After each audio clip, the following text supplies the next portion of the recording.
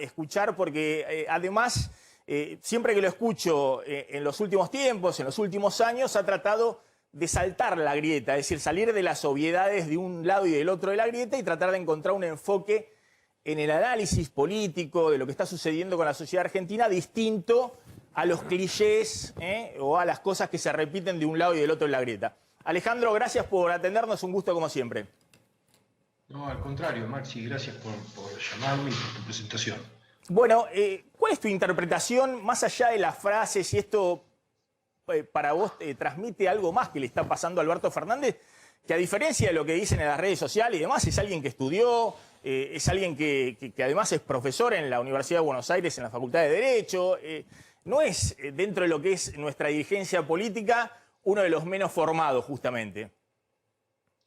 No, es cierto que no es uno de los menos formados en nuestra dirigencia política, pero creo, Maxi, que esto es, quiero decir, más allá de lo anecdótico, que se presta para muchos comentarios y para mucho sarcasmo, y de eso las redes se han ocupado suficientemente, más allá de lo anecdótico, creo que esto es un síntoma de la degradación de la clase política. Y cuando digo la degradación de la clase política, quiero decir, creo que estamos en presencia de una dirigencia que ha hecho de la falta de la ausencia de curiosidad, de la falta de estudio y de los diálogos de burbuja y de café, ha hecho una práctica demasiado extendida. Es cierto que Alberto Fernández es abogado y es profesor en la Universidad de Buenos Aires, pero yo me pregunto cuáles son sus fuentes de información, qué publicaciones lee regularmente, con quiénes conversa de los problemas del país y del mundo. Quiero decir con esto, no es un problema de Alberto Fernández. Recordemos que Mauricio Macri hace 3 años, en una situación semejante, dijo en relación con la negociación del acuerdo Unión Europea-Mercosur, dijo que debería ser sencillo porque en Sudamérica todos descendemos de los europeos. No, quiero decir, son prejuicios muy extendidos y el problema es que encontrar esos prejuicios en la sociedad tiene una explicación, pero encontrarlos en la dirigencia no. La dirigencia no puede actuar desde los prejuicios, hablar desde los lugares comunes. La frase de Alberto Fernández, yo viví en México muchos años y en México era un chiste.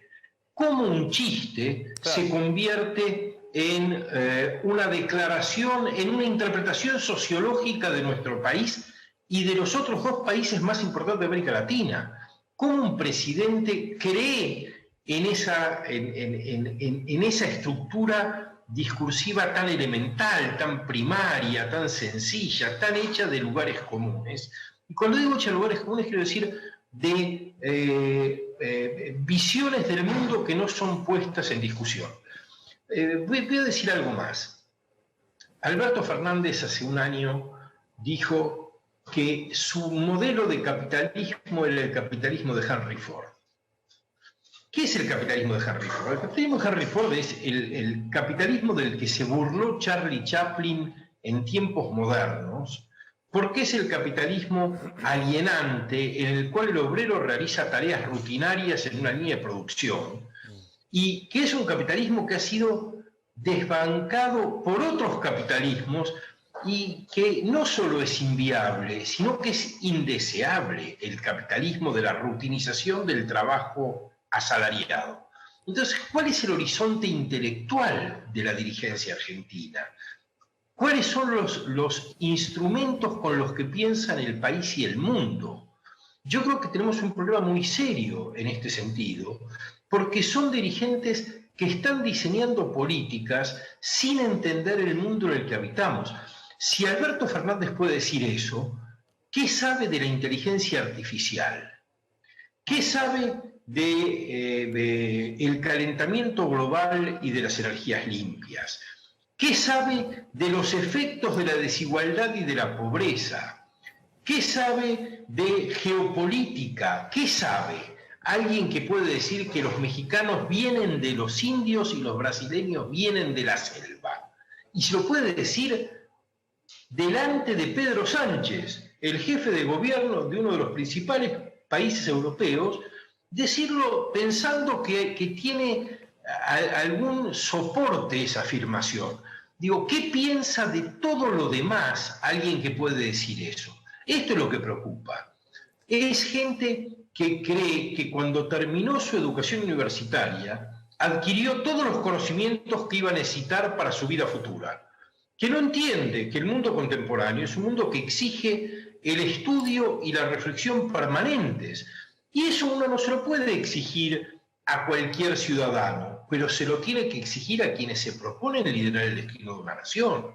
El que se propone liderar el destino de una nación tiene que empezar reconociendo el mundo en el que está, y eso significa tener interlocutores sofisticados, leer fuentes diversas y prestigiosas, revisar sus creencias para ver si tienen algún sustento o si son una estupidez como pensar que los mexicanos vienen de los indios.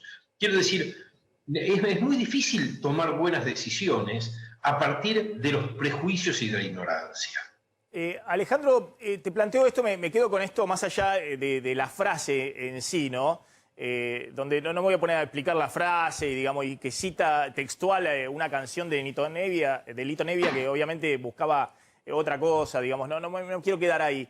Pero es interesante lo que vos planteás. Alberto Fernández dijo que el fordismo era su modelo de lo que él quería para el capitalismo y demás. Me pregunto, ¿no? Porque este también es un presidente que viene supuestamente en una corriente progresista, como dijo el propio Pedro Sánchez ayer, ¿no? Y que se ha jactado de que los que no entendían nada eran Trump, que justamente el modelo de Trump era el fordismo, digamos, no entendía el mundo, digamos, pero trató de hacer eso hasta que le vino la pandemia y se lo llevó puesto.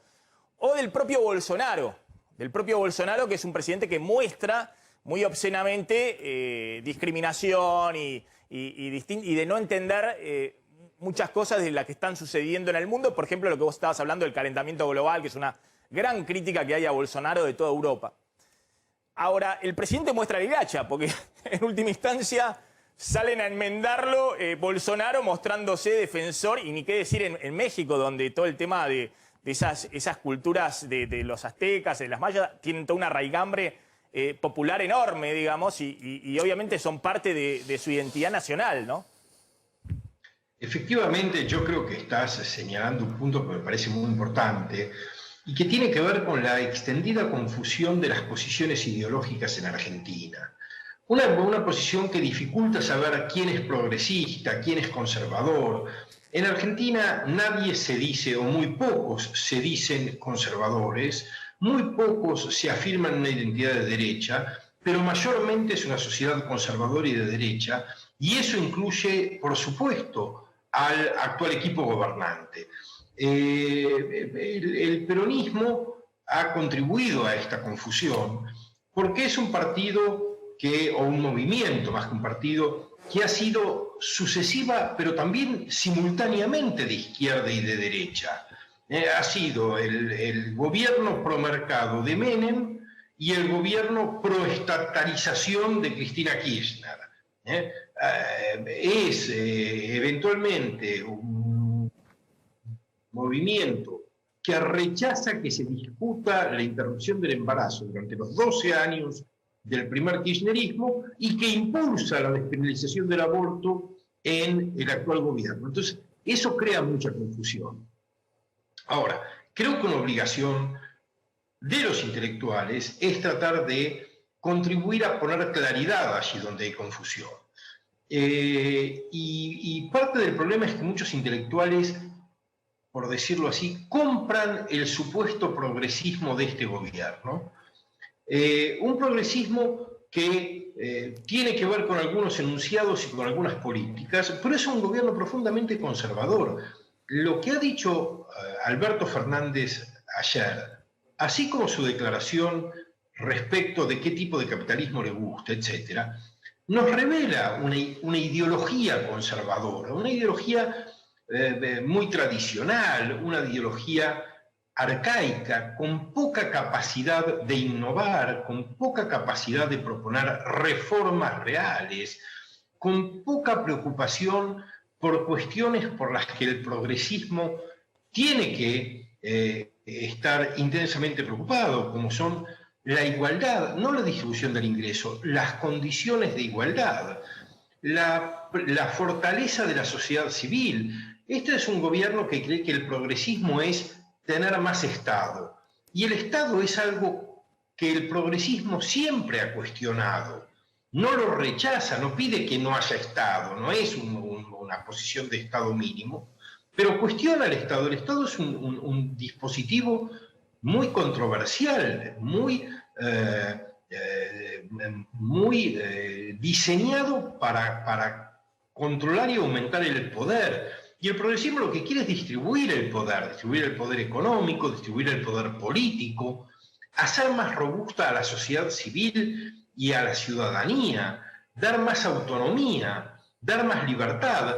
El estatalismo, y la historia del siglo XX lo prueba claramente, el estatalismo es contra la autonomía, contra la libertad, contra la creación de comunidades fuertes que deciden su destino.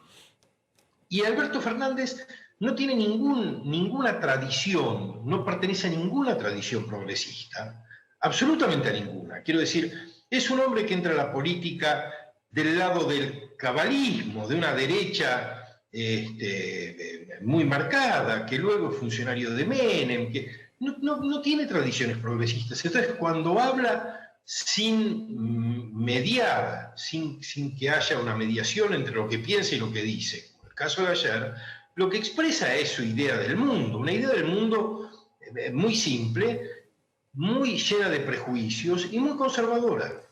Creo que es bueno que esto se pueda discutir, creo que son ocasiones que nos tienen que permitir ayudar a discutir qué es un gobierno progresista, qué no es un gobierno progresista, qué es ser conservador. Yo creo que es muy bueno que en la sociedad haya conservadores y creo que es muy bueno que haya fuerzas progresistas. Creo que el problema, uno de los problemas que tenemos es que se confunden permanentemente. Sí, y eso se desnuda también cuando se tocan temas transversales, ¿no?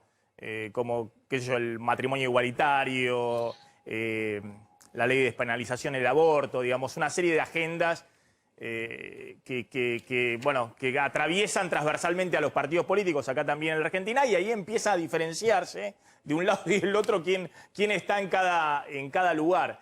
Te hago una última respecto a esto que yo mencionaba. Claramente de Cristina se pueden decir muchas cosas, pero no que no tenga una identidad, ¿no? Más allá de su historia y demás, que ha tratado, sobre todo en su último gobierno, que fue cuando peor le fue, trató a través de un relato de darle una identidad. Al expresidente Macri, justamente cuando peor le fue, sobre el final de su mandato, en los últimos 6 meses y demás, trató de encontrarle una identidad a su discurso, ¿no? Y se mostró, con la idea de, si yo vuelvo alguna vez al poder, haría lo mismo, pero mucho más rápido, en contra de la despenalización del aborto. Un discurso donde conformaba identidad a partir de un antikirchnerismo muy duro, pero además de una posición más clara que no había mostrado en su gobierno, donde también algunos se decían progresistas, digamos, ¿no? O no se querían llamar de derecha, sino que decían que somos un centro moderado, algunos se decían incluso hasta socialdemócratas, digamos, dentro del gobierno de Macri. Es decir, hay dos identidades bien marcadas. Pero evidentemente la sociedad argentina, a la hora de votar, hay un medio, digamos, una cantidad de votantes que van para un lado y para el otro, que le quitan o le dan el apoyo y son los que terminan ungiendo a los gobiernos, que necesitan un caudal político que va más allá de estos núcleos, el de Cristina y el de Macri. ¿Cómo estás viendo la definición de Alberto Fernández? Porque Alberto Fernández claramente le sirvió a Cristina para darle una identidad que fuera más allá de ese núcleo y fuera ese medio moderado que le permitió ganar. De hecho, creo que eso es lo que está viendo hoy Rodríguez Larreta, que a diferencia de Macri, que sigue con el núcleo duro, Rodríguez Larreta está buscando mostrarse como que viene del espacio, obviamente, de Macri, tiene ese núcleo duro, pero está buscando un discurso hacia el centro, digamos, donde tiene ese universo. Ahora, Alberto Fernández sigue cumpliendo ese rol de hablarle al centro, es decir, más allá del kirchnerismo, o ya ves que va a darle una identidad al gobierno que fuera una especie de ejecutor de la identidad de Cristina? Yo creo que hay varios aspectos en lo que señalás. Uno diría, creo que las identidades fuertes que mencionabas, Cristina y Macri, más allá de lo que aparentemente tienen de diferente por el contenido ideológico de esa identidad, tienen muchas semejanzas por el tipo de política que producen. Producen una política de la confrontación, una política de la descalificación y deslegitimación del adversario, una política que busca en todo caso construirse como hegemonía, y esto es, en mi opinión, muy corrosivo de la democracia, muy antidemocrático. Independientemente de que unos quieran más mercado y los otros quieran más Estado, las formas de la política que proponen son formas muy destructivas del espacio común. Yo creo que Alberto Fernández tuvo la oportunidad de cambiar ese régimen de discurso político y de prácticas políticas. Creo que lo tuvo cuando asumió y creo que lo tuvo cuando se desencadenó la pandemia y gozaba de una muy alta aprobación en la gestión. Creo que en ese momento Alberto Fernández tenía, por decirlo así, un pie en Caballito y un pie en La Matanza. Tenía que cuidar el voto de La Matanza, pero también quería atender, trabajar, ser interlocutor de la sensibilidad de los sectores medios urbanos. Creo que esa oportunidad la perdió. La perdió, yo creo que porque es una personalidad muy débil, muy pusilánime, es una personalidad que se subordina al interlocutor cuando el interlocutor tiene poder, que tiene que decir lo que el otro quiere escuchar si el otro tiene más poder que él, como Cristina, por ejemplo. Entonces, no fue capaz de construir una política diferente de la que impone la líder de la coalición que le integra. Yo creo que todo esto es muy malo. Pensemos que las dos referencias principales de las coaliciones que dominan la política argentina, Cristina Fernández y Mauricio Macri, tienen rechazo cada uno de ellos de más del 60% de la población. Es decir, Argentina está controlada por líderes negativos, por líderes que básicamente son repudiados y que, sin embargo, dominan sus coaliciones porque son los que prometen destruir al adversario. Entonces estamos políticamente en una situación muy complicada en la cual hemos optado por liderazgos que repudiamos, pero que elegimos para que destruyan al enemigo. No se puede construir una buena democracia y una buena sociedad sobre la base de estas lógicas de poder. Alejandro, muchas gracias. Es un gusto haber dialogado estos minutos con vos. La verdad que muy interesante siempre las perspectivas que aportás y te agradezco que nos hayas ofrecido estos minutos para poder reflexionar